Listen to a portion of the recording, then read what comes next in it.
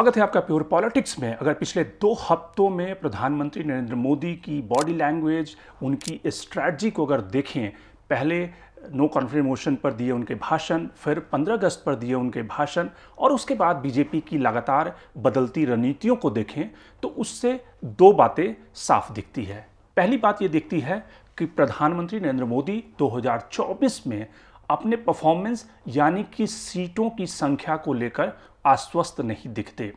और दूसरी स्ट्रैटेजी ये दिखती है कि बीजेपी कहीं ना कहीं, बीजेपी को लगता है कि नैरेटिव जो है, नैरेटिव उन्हें नए तरीके से डिफाइन करना होगा। नैरेटिव की जंग में उन्हें कुछ नयापन चाहिए होगा 2024 के चुनाव को जीतने के लिए। वो कैसे, इसको समझते हैं 3-4 ऐसे इंस्टेंसेस से जो किस तरह से बीजेपी और प्रधानमंत्री नरेंद्र मोदी ने पिछले 2 हफ्तों में अपनी रणनीति बदली है या फिर चुनौतियों को रणनीति में बदलने का काम वो लगातार तेजी से कर रहे हैं। तो प्योर पॉलिटिक्स में बात प्रधानमंत्री के बदलते हुए तेवर, उनकी बदलती हुई स्ट्रैटेजी, बीजेपी के नैरेटिव से जूझने की चुनौतियां। तो प्योर पॉलिटिक्स में बात प्रधानमंत्री नरेंद्र मोदी के 2024 चुनाव की। सबसे पहले देखें कि पिछले 2 हफ्तों में प्रधानमंत्री नरेंद्र मोदी ने संसद के मॉनसून सत्र में एनडीए के तमाम सांसदों से उन्होंने कई सारे भोज पे मुलाकात की। इससे पिछले की अगर आप देखें कि 2019 से पहले का जो टेन्योर था, उसमें प्रधानमंत्री नरेंद्र मोदी को एनडीए के वैसे सांसदों को, वैसी पार्टियों को जिनके पास इक्का दुक्का सांसद हैं, उनको भाव देने की ज़रूरत नहीं थी। उसके बाद यहाँ तक कि अटल बिहारी वाजपेयी की जो पुण्यतिथि थी, उनके उस दिन पर उन्होंने एनडीए के अलायंस पार्टनर को भी बुला लिया वहाँ पर श्रद्धांजलि देने के लिए जब प्रधानमंत्री गए थे। तो प्रधानमंत्री का एनडीए के अलायंस पार्टनर, उनके दल, उनके नेताओं को बोर्ड पर लेना एक बात थी, वो एक स्ट्रैटेजी का पार्ट था। वो स्ट्रैटेजी का पार्ट इसलिए था क्योंकि प्रधानमंत्री को लगता है कि इस बार की जो फाइट होगी, 2024 की फाइट, अगर जो इंडिया अलायंस है वो अगर एकजुट रहा तो कई सारे राज्यों में उनकी 1-to-1 फाइट हो सकती है। सीटों पर एनडीए बनाम इंडिया की लड़ाई हो सकती है और वहाँ पे वोटों का बिखराव जो होगा वो रोक पाना मुश्किल होगा, क्योंकि इससे पहले बीजेपी इस आधार पे आसानी से जीती रही है कि अलग अलग पार्टियां अलग अलग तरीकों से लड़ती हैं, वहाँ पे वोटों का डिवीज़न होता है, बीजेपी एक तरफा मैदान में चुनाव जीत जाती है। तो इसलिए प्रधानमंत्री को उन छोटे दलों के साथ भी एक कोऑर्डिनेशन बिठाने की ज़रूरत पड़ रही है। यहाँ तक कि पिछले जो एनडीए बैठक थी उसमें चिराग पासवान ने एक सुझाव दिया था कि एनडीए के जो स्पोक्स पर्सन हैं वो उन्हें मिलना चाहिए और किसी भी इशू पे, किसी भी मुद्दे पर उनकी राय एक जैसी होनी चाहिए। और प्रधानमंत्री और बीजेपी ने चिराग पासवान के उस राय को भी तुरंत इंप्लीमेंट कर दिया और संसद के मॉनसून सत्र के अंतिम दिन उसकी एनडीए स्पोक्स पर्सन की बैठक बुला ली गई, उनकी भी बैठक हो गई, स्पोक्स पर्सन की भी वर्कशॉप हो गई। तो प्रधानमंत्री का एनडीए के पार्टनर, इक्का दुक्का सांसद वाली पार्टियों को भी प्लेस देना, उनको जगह देना उस स्ट्रैटेजी का पार्ट है जहां पर वो दिखा सके। क्योंकि जब इंडिया की टीम की जो नैरेटिव, इंडिया जो अलायंस है वो जब मैदान में उतरेगी तो उसके मुकाबले प्रधानमंत्री को ये दिखाना होगा कि उनका जो एनडीए अलायंस है वो भी उतना ही मजबूत है और उनके जो पार्टनर भले ही छोटे हों लेकिन वो अपने अपने स्टेट में, अपने अपने इलाकों में सिग्निफिकेंट हैं, वो उस क्लास को, उस कास्ट को रिप्रेजेंट करते हैं। तो इसलिए एनडीए की अहमियत अचानक से बढ़ गई है और बीजेपी ने उनकी अहमियत को अचानक से बढ़ा दी है। दूसरा अगर देखें कि जिस तरह से बीजेपी, इससे पहले बीजेपी की जो पार्लियामेंट्री और इलेक्शन कमेटी की जो बैठकें होती थी वो चुनाव की घोषणा होने के बाद टिकटों का बंटवारा होता था। बीजेपी ने कल आनन फानन में मध्य प्रदेश और छत्तीसगढ़ की टिकटों की घोषणा कर दी और उन दोनों राज्यों में जहां पर बीजेपी का मुकाबला कांग्रेस से साफ तौर से है, जहां पर कमलनाथ और भूपेश बघेल कहीं ना कहीं शिवराज सिंह चौहान और बीजेपी को छत्तीसगढ़ में चुनौती दे रहे हैं, वैसे ही राजस्थान में जहां पर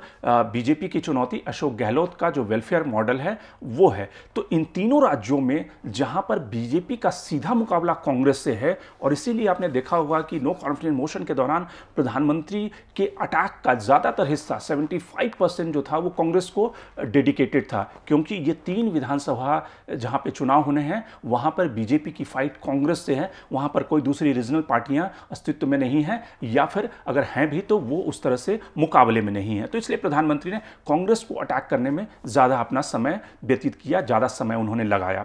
तो बीजेपी ने अनप्रेसिडेंटेड तरीके से कांग्रेस से सीखते हुए कहें कि बीजेपी गलतियों से भी बहुत तेजी से सीखती है। पिछले अगर हिमाचल और कर्नाटक के चुनाव को देखें, जहां पर कांग्रेस ने कैंडिडेट सिलेक्शन का काम बहुत पहले कर लिया था और बीजेपी लास्ट मोमेंट तक कैंडिडेट सिलेक्शन करती रही, और उसका नतीजा ये हुआ कि जब बीजेपी ने कैंडिडेट घोषित किए तो ढेर सारी सीटों पर इनफाइटिंग शुरू हो गई। ढेर सारी सीटों पर जिनको टिकट नहीं मिला था वो ऑफिशियल कैंडिडेट के खिलाफ खड़े हो गए, उन्हें हराने में लग गए और इसका नुकसान हुआ था। तो बीजेपी ने इस बार सोचा, कांग्रेस से सीखते हुए कर्नाटक के मॉडल से, कि पहले से ही खास करके उन सीटों पर जहां बीजेपी कमजोर स्थिति में है वहां पर कैंडिडेट को ज्यादा समय मिलेगा अपनी तैयारी करने के लिए, और 2-3 महीनों में जितनी भी इनफाइटिंग होगी बीजेपी उसको मैनेज कर लेगी चुनाव आते आते तक। तो ये एक सोची समझी रणनीति का हिस्सा था, इसलिए बीजेपी ने कैंडिडेट का सिलेक्शन पहले से शुरू कर दिया, उनकी अनाउंसमेंट पहले से शुरू कर दी। तो यानी कि बीजेपी चुनावी मोड में, यानी कि लोकसभा और विधानसभा दोनों के चुनाव के लिए बहुत पहले से अपनी इलेक्शन मशीनरी को उसने एक्टिवेट कर दिया है, उसकी तैयारी शुरू हो गई है, कैंडिडेट सेलेक्ट किए जा रहे हैं। तो ये एक बीजेपी की चुनावी तैयारियों का दूसरा पक्ष ये दिखाता है कि बीजेपी कहीं ना कहीं एक कांग्रेस को या फिर जो अपोजिशन अलायंस है उसको एडवांटेज नहीं देना चाहती, उससे लड़ने के लिए पूरी तरह से तैयार दिखना चाहती है। तीसरी जो समस्या या फिर तीसरी जो आशंका, आप देखें कि पिछले कुछ दिनों में जो बीजेपी के लिए एक जो सबसे इस समय चैलेंजिंग स्टेट है, 2 स्टेट चैलेंजिंग स्टेट में है, एक महाराष्ट्र और बिहार। आप देखें कि जिस तरह से अजित पवार की मुलाकात शरद पवार से हुई, अजित पवार इस समय महाराष्ट्र सरकार में अलायंस पार्टनर के रूप में एनडीए में हैं, वो सरकार में शामिल है, और शरद पवार की एनसीपी यानी कि शरद पवार से वो मिलने गए, जिस तरह से मुलाकात हुई, तो उससे एक बात और साफ दिखती है कि बीजेपी महाराष्ट्र को लेकर अभी भी पूरी तरह से कन्विंस नहीं है। उसको लगता है कि शिंदे जो मुख्यमंत्री हैं और अजित पवार आने के बाद भी वो उसे सीटें उस तरह से पिछले लोकसभा के मुकाबले, जहां पे पिछले लोकसभा में बीजेपी ने महाराष्ट्र से 41 लोकसभा की सीटें जीती थी, वो इस समय गेम में पिछड़ रही है, और इसीलिए उसे शरद पवार भी चाहिए, तभी वो एनसीपी का पूरा वोट बीजेपी को मिल पाएगा। इसीलिए पर्दे के पीछे से शरद पवार को मनाने की कोशिशें चल रही है, सुप्रिया सुले को कैबिनेट का बर्थ देने की का ऑफर दिया जा रहा है, क्योंकि बीजेपी को महाराष्ट्र का जो अपना घर है उसको ऑर्डर में लाना है। कहीं ना कहीं वहां पे 41 जो सीटें थी लोकसभा की, बीजेपी के लिए एक बहुत बड़ा चंक है, जहां पर उस 41 सीटों में से अगर 10 सीटें भी बीजेपी की माइनस हो जाती है अलायंस पार्टनर के साथ में, तो एक बड़ा चंक है जो बीजेपी को दूसरे स्टेट से भरवाई करनी पड़ेगी। तीसरा जो फैक्टर इस समय बीजेपी के लिए चुनौती है वो नैरेटिव का है। नैरेटिव, आपने देखा होगा कि प्रधानमंत्री कोई भी लोकसभा चुनाव, चाहे वो 2014, 2019 का चुनाव, उन्होंने एक बड़े स्लोगन या बड़े एक मैसेज नैरेटिव के साथ में लड़ा था। 2014 का जो चुनाव था वो आकांक्षाओं का चुनाव था, वो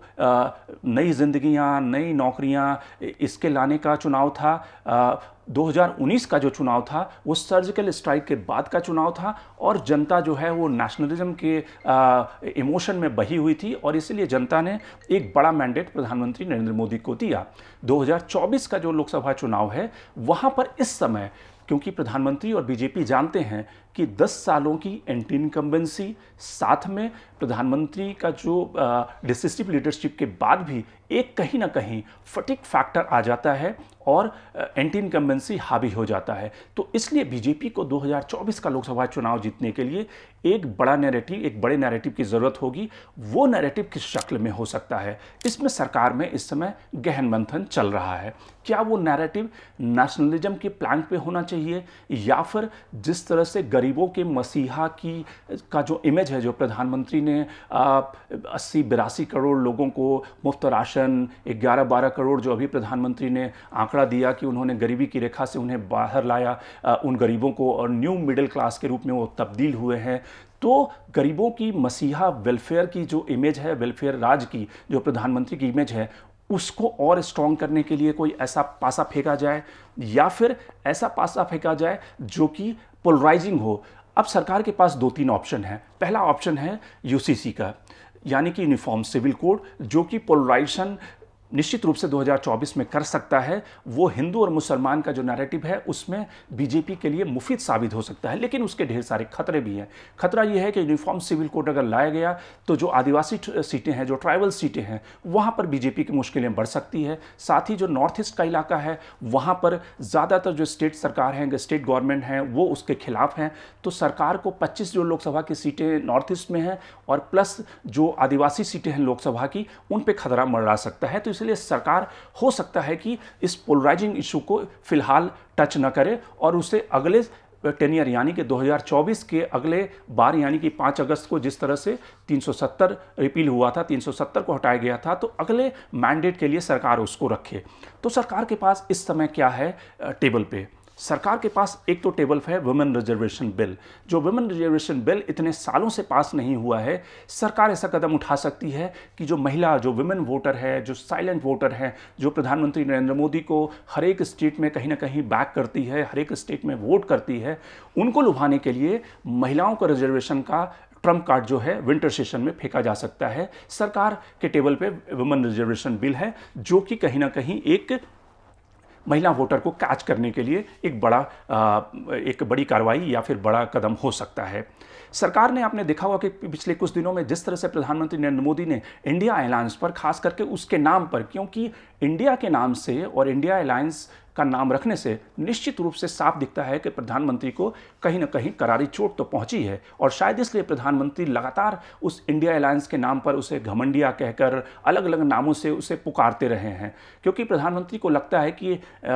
भले ही हम ये कह लें कि नाम में कुछ नहीं रखा, लेकिन नाम में बहुत कुछ रखा है। और इसीलिए आप देखें, चाहे डिजिटल इंडिया से लेकर तमाम ऐसे मिशन का नाम इंडिया से जोड़कर रखा गया, तो इसलिए नॉमेनक्लेचर में कहीं ना कहीं इंडिया अलायंस ने बाजी मार ली है। तो प्रधानमंत्री उस नैरेटिव को कुंद करना चाहते हैं। लेकिन आप डायनेस्टी, परिवारवाद, करप्शन और अपीजमेंट का जो नैरेटिव है, प्रधानमंत्री को लगता है कि निश्चित रूप से अपोजिशन को बैकफुट पे लाने के लिए, जनता को कन्विंस करने के लिए ये सब मुद्दे कामयाबी की तरफ ले जाएंगे, उन्हें मैंडेट की तरफ ले जाएंगे। लेकिन ये काफ़ी नहीं होगा, क्योंकि आज की तारीख में करप्शन के नैरेटिव के सहारे